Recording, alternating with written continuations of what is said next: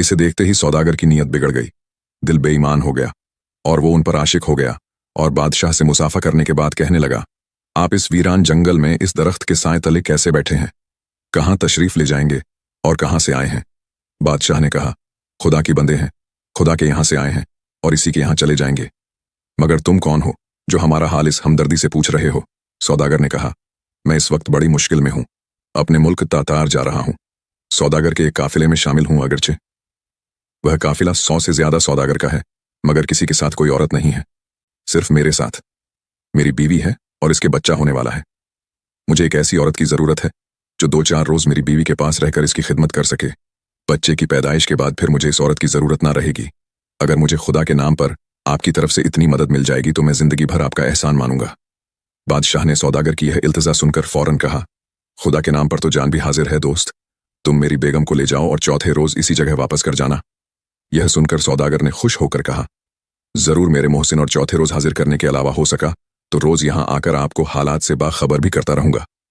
बादशाह ने जब मलका से खुदा के नाम पर सौदागर के साथ जाकर इसकी बीमार बीवी की देखभाल के लिए कहा तो वह जाने पर बाखुशी तैयार हो गई और इस तरह सौदागर मलका महर को लेकर अपने हमराह रवाना हो गया। मलका महर के चले जाने के बाद दोनों नन्हे बच्चों का दिल भर आया। वह रोने लगे और खुदा दोस्त बादशाह से कहा, अब्बा, हुजूर न जाने हमारी तकदीर में क्या लिखा है। बादशाही गई, तमाम दौलत और खजाने गए, महल छूट गया, जंगल में आ गए, वतन से बहुत दूर हो गए और अब हमारी माँ भी हमसे जुदा हो गई। ना जाने आपने क्या सोच रखा है।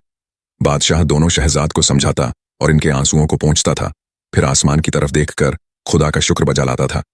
जब 4 रोज तक ना वह सौदागर आया और न मलका को वापस लाया तो बादशाह और शहजादों को एक नई फिक्र ने आ घेरा। इधर बादशाह और शहजाद को बेगम महर की फिक्र ने परेशान करना शुरू किया। उधर दगाबाज सौदागर ने मलका महर को अपने खैम में लाकर इस पर बेपनाह जुल्म करना शुरू किया। सौदागर मलका महर से शादी का ख्वाहिशमंद था और मलका महान नफरत से इसे झड़प देती थी। चौथे रोज सौदागर शराब के नशे में मस्त और खंजर लिए हुए मलका के नजदीक पहुंचा और बोला, ए मलका, अगर तूने आज भी मेरा कहना ना माना तो मैं तुझे कत्ल कर दूंगा। याद रख, मैं तुझे एक ऐसे मुकाम पर लेकर आया हूं कि तू यहां से भागकर कहीं ना जा सकेगी। जिधर जाएगी दूर तक जंगल ही जंगल पाएगी और भूख की प्यासी मर जाएगी। इसीलिए बेहतर है कि तू मेरे से शादी कर ले। मलका महर ने कहा, धोखेबाज, मुझे शौहर और बच्चों से ज्यादा अपना ईमान प्यारा है। याद रख, जो दगाबाजी तूने मेरे साथ की है वह तेरे लिए ही मौत का पैगाम है। होश में आ, गुनाह से तौबा कर, खुदा से डर, वरना खुदा के कहर की बिजली तुझे जिंदा ना छोड़ेगी।